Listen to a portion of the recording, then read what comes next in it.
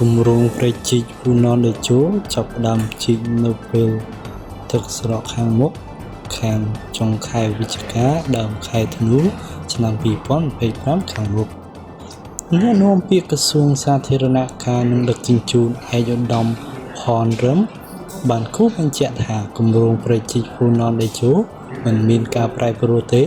និងកំពុងដំណើរការតាមកាលបរិច្ឆេទនៃដំណាក់កាលនីមួយៗព្រែកជីកនេះនឹងចាប់ផ្ដើមជីកនៅពេលទឹកស្រកខាងមុខអាចចុងខែវិច្ឆិកាឬដើមខែធ្នូ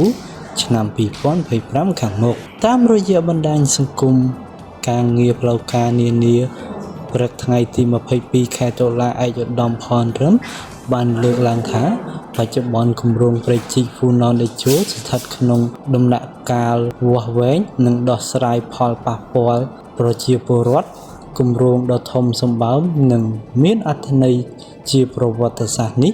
គឺជាគំនិតដូចដើមដ៏ខ្ពង់ខ្ពស់ប្រកបដោយចក្ខុវិស័យយុទ្ធសាស្ត្រវែងឆ្ងាយ